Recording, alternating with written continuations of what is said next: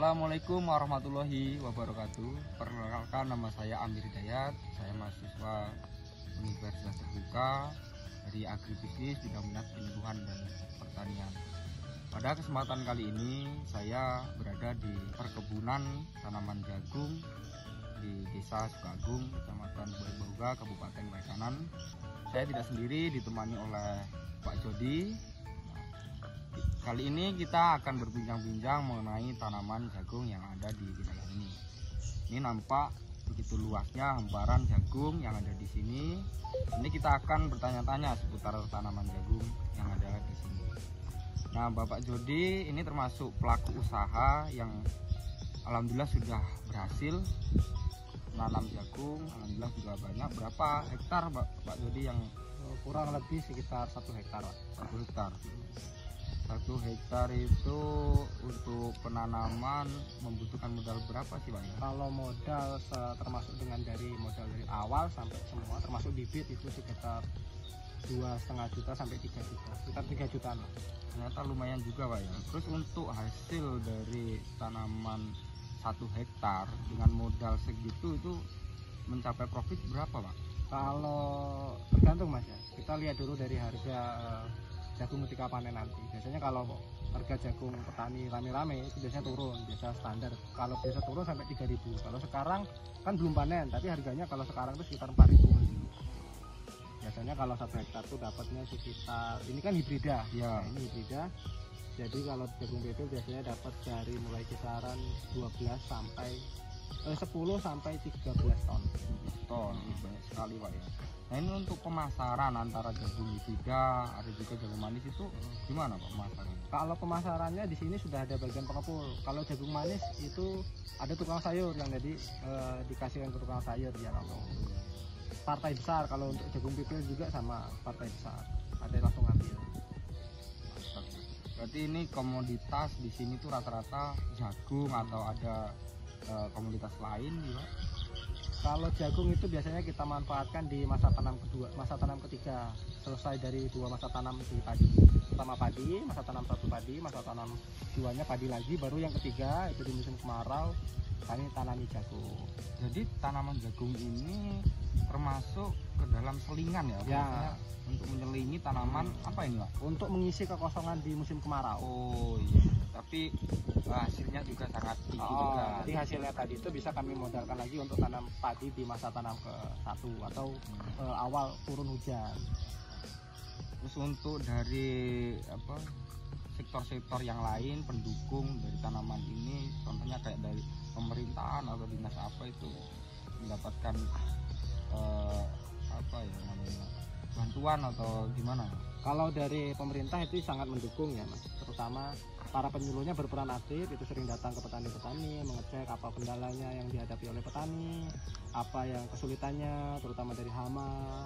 Pokoknya sangat memantau. Kadang itu diberikan suatu bantuan berupa kayak pestisida ataupun pupuk-pupuk organik lainnya. Nah, untuk kendala Pak ya dalam penanaman jagung ini, apa sih masalah-masalah yang sering dihadapi pada tanaman jagung?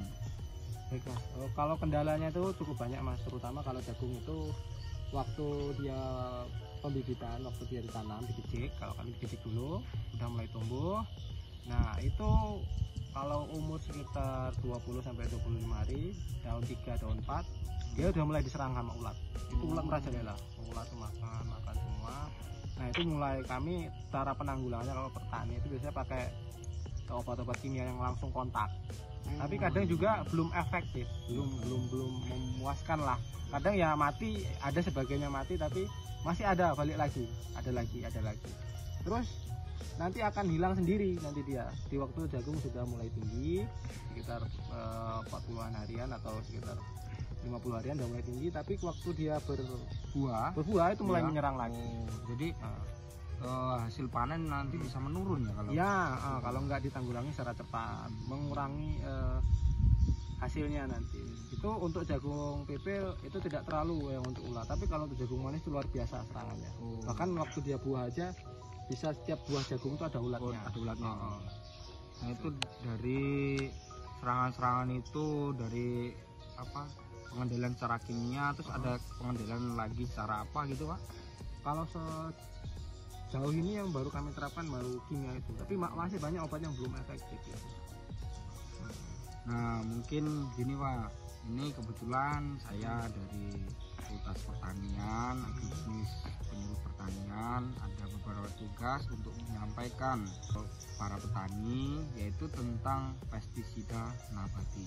Nah untuk Bapak Jody sudah pernah mengetahui apa belum tentang pestisida nabati? Kalau pestisida nabati itu kayak sudah pernah dengar tapi belum pernah nyoba. Nah di sini kita akan menyampaikan, kita sama-sama belajar, sama-sama sharing. Nah pestisida nabati itu Pak, pestisida yang terbuat dari herbal ataupun nabati tumbuh-tumbuhan. Nah nanti kan tumbuh-tumbuhan itu ada yang namanya zat senyawa itu yang nantinya disukai ke ulat ataupun bisa membunuh, itu nanti tergantung senyawa-senyawa yang ada pada tumbuhan yang ada, yang kita peroleh, kita cari. Nah ini untuk pengendalian secara nabati tapi tidak secara dia secara berkala, tahap demi tahap kita kasihkan, dia tidak langsung mati. Nah itu rata-rata memang susahnya di situ karena serangan sudah banyak tapi efeknya belum kelihatan. Nah tapi bukan sampai dari situ kita menawarkan untuk kita belajar pestisida nabati untuk keberlanjutan lahan pertanian kita, untuk ekosistem kita. Pestisida nabati itu sangat ramah lingkungan, tidak ada residu-residu yang nantinya bisa merugikan tanaman kita.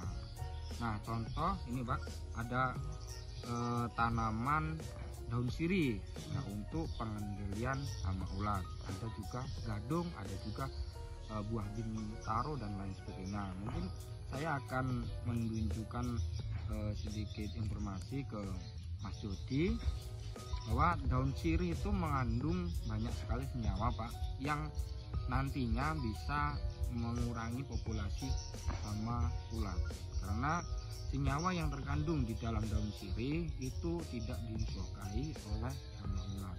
Nanti dia bisa meninggalkan lokasi atau tidak suka dengan lahan kita karena dengan senyawa itu, entah baunya dan lain sebagainya. Nanti juga bisa untuk mengendalikan bisa dalam artian itu membunuh ataupun keracunan dan lain sebagainya. Mungkin ada perlu yang disampaikan Mas Budi? Kalau cara pengaplikasiannya seperti apa? Nah untuk cara pengaplikasian ataupun intervalnya itu sama saja Pak dengan kita penyemprotan seperti biasanya, namun untuk penyemprotan cara aplikasi pestisida nabati itu lebih sering dibandingkan kita menggunakan insektisida kimia. Karena mengingat pestisida nabati kan geraknya lambat, jadi kita main hantam dan terus hantam.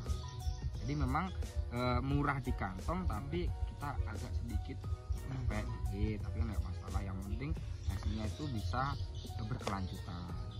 Nantilah kami akan coba terapkan hasil dari masukan dari Masnya, nanti kita coba dengan petani yang lain juga.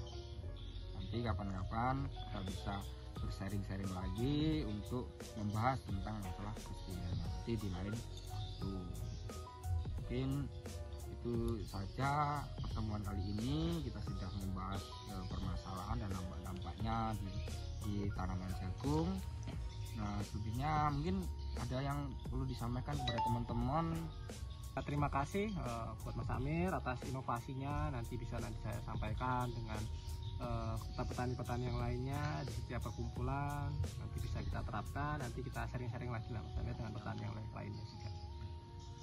Nah, baik, terima kasih Mas Jody. Mungkin itu saja. Nah teman-teman, mungkin itu saja yang dapat kami sampaikan, sharing-sharing informatif di bidang pertanian khususnya tanaman jagung ini. Selebihnya mohon maaf jika ada kurang kata, salah kata, kami mohon maaf.